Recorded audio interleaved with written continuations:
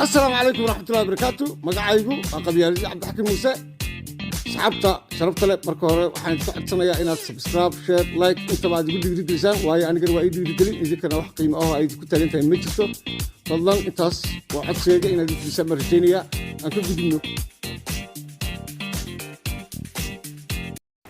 السلام عليكم ورحمة الله وبركاته. كلنتو عن وناكسن داود يالي دي لهانتي من الوربوات جوبتان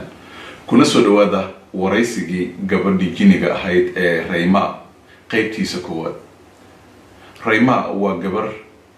jini ah oo Soomaaliyeed kuna nool xeebta Liido ee degmada Cabdicasiis gobolka Banaadir. Sheekadan taxanaha ah waxaa qoray oo qalinka u qaatay wariye Abuukar Sheekh Axmed Albadri oo ah wariye Soomaaliyeed isla markaana qora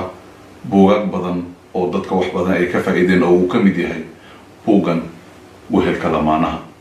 Rayma waxa ay ka tirsan tahay deganayaasha magaalada Muqdisho ee jiniga ah gaar ahaan kuwa xaafada Liido ee degmada Cabdicasiis. Waraysigan oo aan kaga hadalnay guud ahaan nolosha jiniga gaar ahaan Rayma nolosheeda, qabiilkeeda, jaceylkeeda, xiriirka jiniga iyo insiga ka dhaxeeya, halisaha ay la kulmaan xilliyada qaraxyada iyo nolosha hoose ee dhanka raaxada jiniga ah ayaa waxaan idinkugu soo gudbin doonaa si taxana ah. Rayma marka hore ku soo dhawow waraysigan. Marka xigta waxaan kaaga mahadcelinayaa in aad fursad ii siisay in aan ku arko aniga oo aan ka cabsanayn iyo in aad ii ogolaatay in aan kula yeesho waraysi isla markaana u bandhigo dadka Soomaaliyeed. waa mahadsan tahay waan dhawahay adigana waxaan kaaga mahadcelinayaa in aad aqbashay inaan is aragno inkastoo markii aan Facebook iskala hadlaynay aad aamini weysay. waxaa sharaf ii ah in aad i weydiiso su'aalo adiga oo ah wariye Soomaaliyeed oo jini intiba ay u arkaan qof wanaagsan. Rayma horta ma u fasaxanahay inaan ku weydiiyo su'aal kasto mase kula kaftami karaa inta waraysiga socdo? waad u fasaxan tahay waadna ila kaftami kartaa balse markii aad aragto in indhahayga iftiin buluug ah ay ka soo baxayso su'aalaha iga jooji waayo waa astaanta aad ku garan doontid in aad dhibsanayo waxaad i weydiinayso. haddii marka aan xanaaqo aad acuudi bilaysato dib dambe isuma arki doono. hage waad ku mahadsan tahay inaad digniintaas i siisay. aan toos u guda galno bal waxaad ii sheegtaa magacaaga oo buuxa, da'daada, qoyska aad ka dhalatay,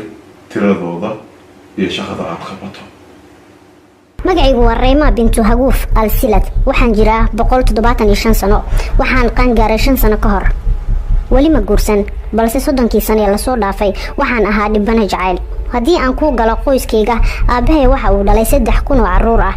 2,100 ka mid ah isku hooyo iyo aabe ayaan nahay. 900 kalena waa bahgooni. anigu waxa ila mataana ahayd 69 kale waayo halkii mar hooyada jinka ah waxa ay dhashaa 70 cunug. hooyadii waxay dhashay 30 daood oo min 70 cunug ah kuwaasoo tiro ahaan noqonaya 2,100 cunug. 200 oo ka mid ah waxay ku dhinteen dagaalada gaar ahaan qaraxyada Al-Shabaab. 1,900 wali waa ay nool yihiin. wow, tiro badan waaye 3,000 oo caruur ah ee uu aabaha u dhalay. hooyadana 2,100 waa in ku filan. aabaha kaliya ayaa caruurtiisa qabiilo tahay. horta jiniga Soomaaliyeed qabiilo ma leeyahay sida dadka Soomaaliyeed oo kale mise dhammaantiin waxaad tihiin hal qabiil oo jini?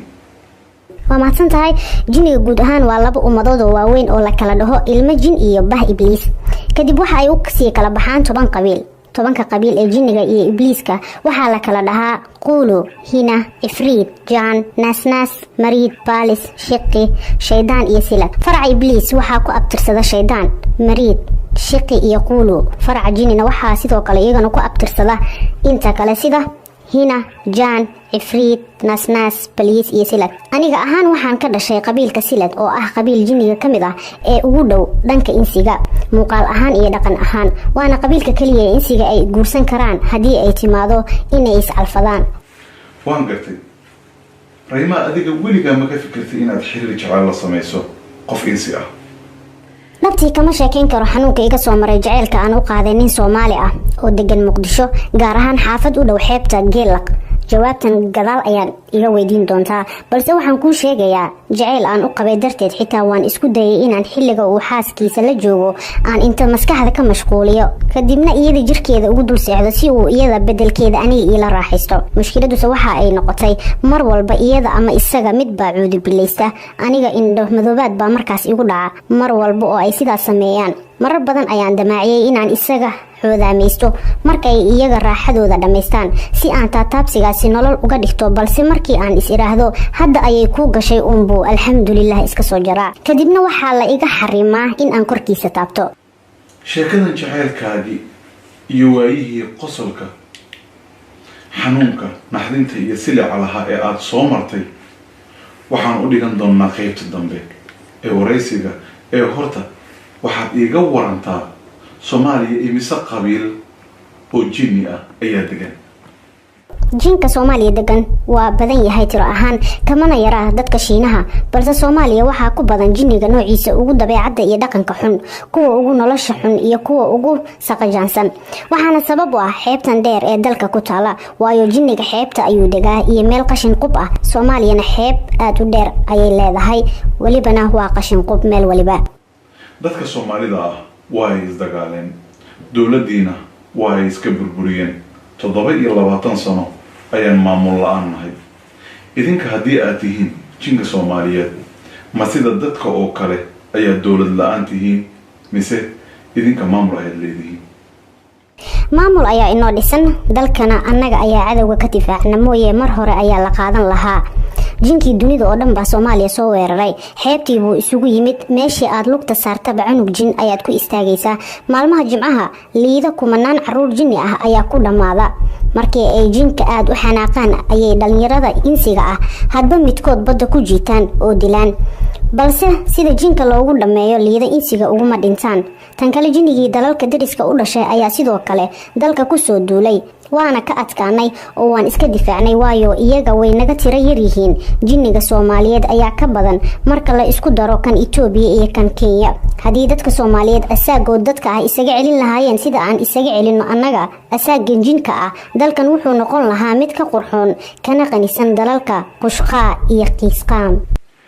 laakiin Rayma weligii ma maqal dalalka aad sheegayso ee Shushqa iyo Qiisqaam maxaad ula jeedaa igaraale noqo Qushqa idinku waxaad u taqaanaan Switzerland Qiisqaam dalka la yiraahdana waxaa u taqaanaan Qatar balse annaga Qatar waxaan u naqaanaa gacanka Qiisqaam Switzerland waxaan u naqaanaa Qushqa waayo tuugada ugu waaweyn jinniga adduunka ayaa degan Qushqa macnaheedu waa boqortooyadii tuugada waana halkii jinniga kuwiisa kibray ay dunida ka maamulaan waan gartay hadda ka hor waxaad ii sheegtay in 30 sanadood aad jecleed nin Soomaali ah oo 3 xasla maantana waxaad ii sheegtay in aad 5 sano ka hor qaangaartay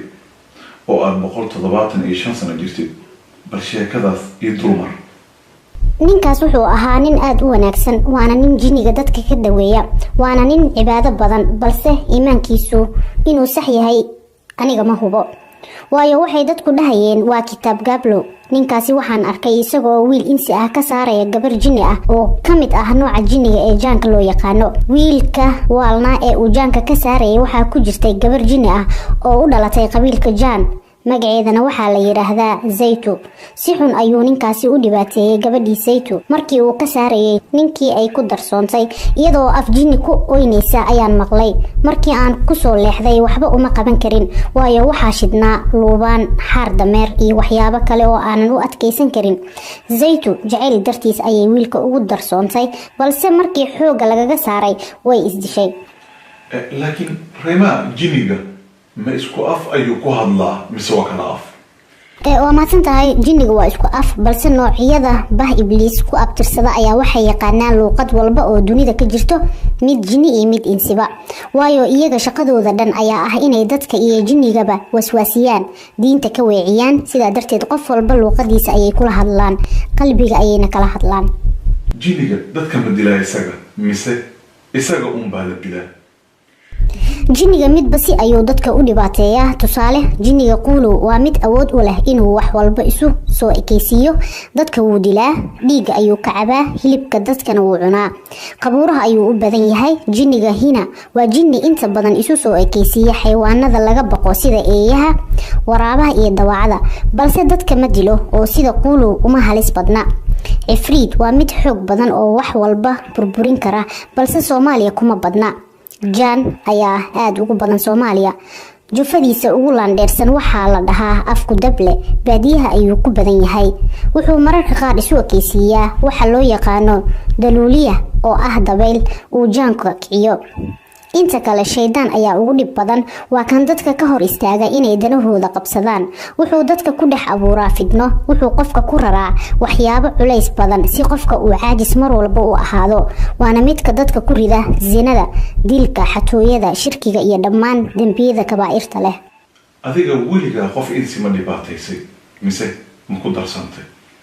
may aniga insiga waan jecelahay haddii inta aan insi caadi ah noqdo ninka guursado misana dhalashadayda jinninimo haysan karo waan jeclaan lahaa waayo raaxada insiga ayaa ka wanaagsan tan jinniga sidaa darteed gabdhaha jinniga ah waxay jecel yihiin ragga insiga ah waana sababta ay ugu darsamaan inta badan